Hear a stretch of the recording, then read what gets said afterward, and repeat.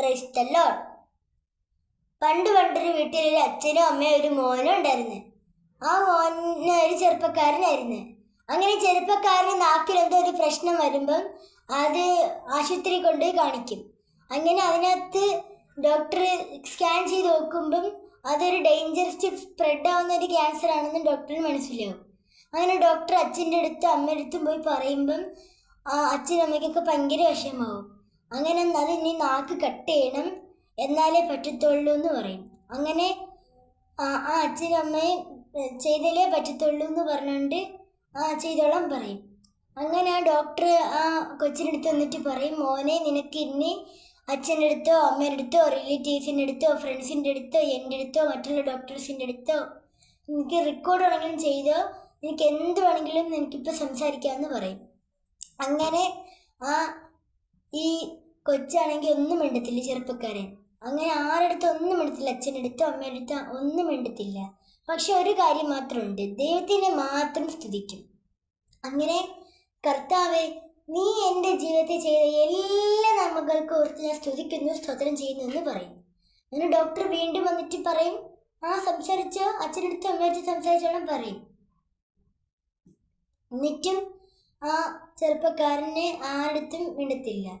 പിന്നെയും പറയും, ദൈവമേ നീ എനിക്ക് ഈ സ്ഥിതി തന്നതിനായി ഞാൻ സ്തുതിക്കുന്നു, സ്തോത്രം ചെയ്യുന്നു എന്ന് വീണ്ടും പറയും.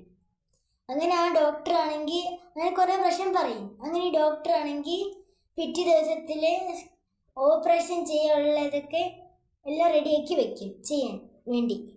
അങ്ങനെ ഈ ഒന്നും കൂടെ ടെസ്റ്റ് ചെയ്ത് നോക്കാം, ഫൈനൽ ടെസ്റ്റ് ചെയ്തിട്ട് നമുക്ക് ഓപ്പറേഷൻ ചെയ്യാമെന്ന് പറയും. അങ്ങനെ ഫൈനൽ ടെസ്റ്റ് ചെയ്ത് നോക്കുന്ന സമയത്ത് ഒന്നും ക്യാൻസർ ഇല്ല എന്ന് കാണിച്ച്. ഡോക്ടർ ചിന്തിക്കും, അല്ല ഇതെങ്ങനെ സംഭവിച്ച്, ആദ്യം നോക്കി പൊണ്ടുന്നില്ലേ ഒന്നേ എന്ന് പറഞ്ഞുകൊണ്ട് ഒന്നും എനിക്ക് തെറ്റിപ്പോയതായിരിക്കും എന്ന് പറഞ്ഞുകൊണ്ട് ഡോക്ടർ വീണ്ടും ചെയ്യും. പക്ഷെ ഡോക്ടറെ വിശ്വസിക്കാൻ പറ്റുന്നില്ല ഇങ്ങനെ പറ്റിയെന്ന്. അങ്ങനെ വേറെ ഡോക്ടർമാരെയും വിളിച്ചിട്ട് അവരെ കൊണ്ട് ചെയ്യിപ്പിക്കും. പക്ഷെ എന്നിട്ടും വരുക ക്യാൻസർ ഇല്ല എന്ന്. അങ്ങനെ ഈ ഡോക്ടറിന് ഭയങ്കര സന്തോഷമാവും.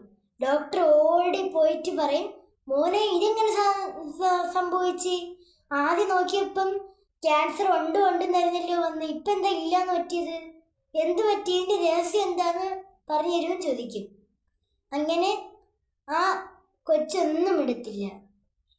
ആ കൊച്ചിന് സന്തോഷം വരും. അങ്ങനെ ആ കൊച്ച് പിന്നെ പറയും, ഡോക്ടറെ എൻ്റെ സ്ഥിതിയെ മാറ്റി എന്ന് പറയും. അങ്ങനെ ഡോക്ടർക്ക് അതിശയപ്പെട്ടു. അങ്ങനെ ഈ ചെറുപ്പക്കാരൻ്റെ പേരാണ് എവിലിൻ.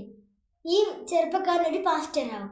അപ്പം നമ്മുടെ എത്ര വലിയ ഈ കടുകുമണിയിൽ എത്രയുള്ള പ്രശ്നമായാലും വലിയ വലിയ വലിയ മലയിൽ എത്രയുള്ള പ്രശ്നമായാലും അതിനെ സോൾവ് ചെയ്യാൻ നമുക്കൊരു ദൈവമുണ്ട്.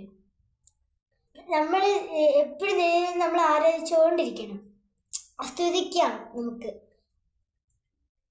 സ്തുതി സ്തുതി എൻ മനമേ, സ്തുതികളിൽ ഉന്നതനെ, നാഥന്നാൽ തോറും ചെയ്യുന്ന നന്മകളെ ഓർത്തു പാടുക നീ എന്നും മനമേ, പാടുക നീ എന്നും മനമേ.